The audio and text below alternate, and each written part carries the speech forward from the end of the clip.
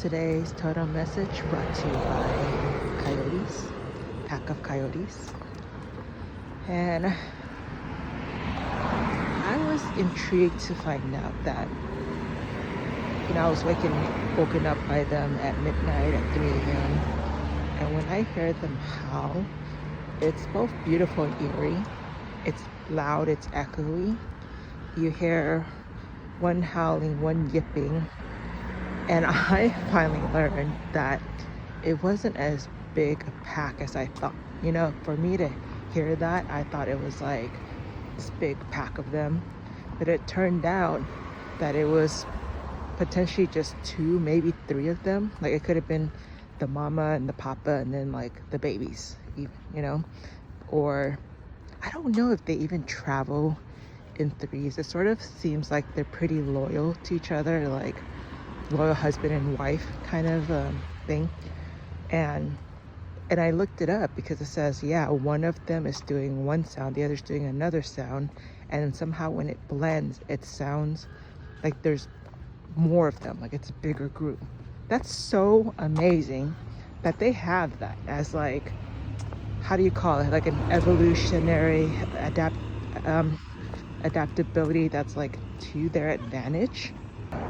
And I think like the human version of that is just sort of speaking what you say, even if you think it sounds crazy or clumsy or you're not ready, you're not prepared, and just to say it anyways because it's going to echo into someone's ears and heart and mind and soul, and it's going to matter to them.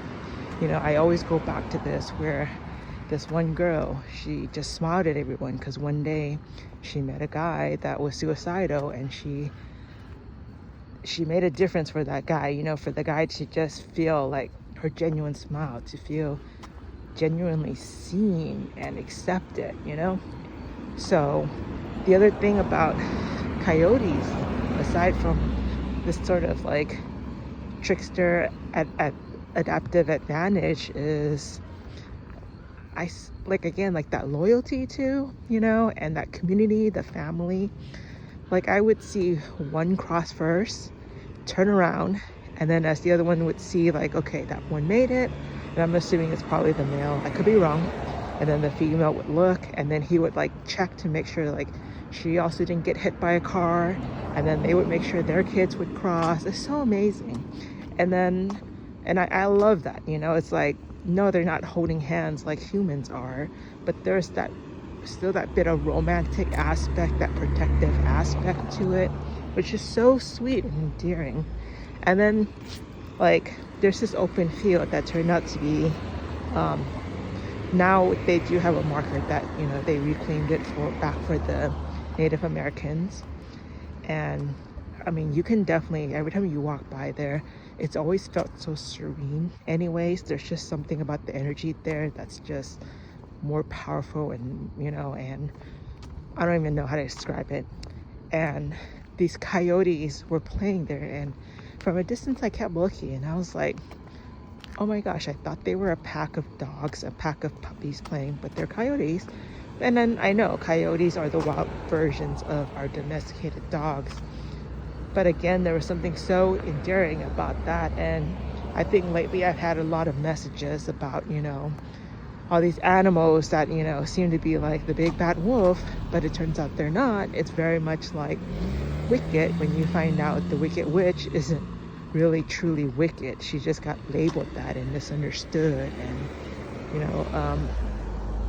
I feel like a big message lately has sort of been like, tides are turning, things are coming out, like the ones who have been quiet and hardworking and who've kind of suffered a bit and like taken the brunt of the work and all this, while the other ones who are faking it, and they're faking it without even feeling guilty, like they're just taking the credit and they're just like bulldozing over people. Like it's flipped, the script is flipping. And it's not that like we seek revenge, but I would say connecting with animal life, and as we see things flip so easily back and forth, a lion is the king of the jungle, but yet as he ages, as he's surrounded by a pack of hyena, then he is on the losing ground, and vice versa. Because it could be that, yes, that may be true, but you know, if he has a loyal enough clan, they'll still come for him, maybe. I don't know. I really don't know how nature works, because that's the same with humans, right? We never know who will come to help and who doesn't, who's just videoing, who's just watching, who's just kicking back, who's just chilling, you know, and who's out there being maybe even an unofficial leader versus an official one, who's doing things out of integrity and not out of status, who's, again, you know, quiet. And just like the coyotes, they get this bad rep, and yes, they're eating rabbits and I don't know what else they eat, and people always say, oh, but rabbits are so cute. But that's the nature of things. I mean, don't we find that, you know, I don't know, maybe some of us adore chickens and like, oh my gosh, we're eating chickens, or some of us are, you know, we have fish tanks and yet, oh my god, we're eating fish, you know. So I think the same with this whole concept of the coyotes is, where does your loyalty lie and why, and do they deserve it, and what do you do and why? Are we pure prey, or do we also have that joy? Just like how they were playing on just a mound of dirt. You know, and if people label us, does that affect us? Like the way we label coyotes, but they're still coyotes and they still do what they do, and sometimes our labels are inaccurate. So with the coyote, there's a lot of skills, a lot of adaptability, a lot of advantage, a lot of fun, loyalty, community, the community that you choose. It's actually, I feel like there's so much thought to coyotes than I thought before about them. What else can I say? I feel like there's so much, and I guess like the only thing left that I have to say is just sort of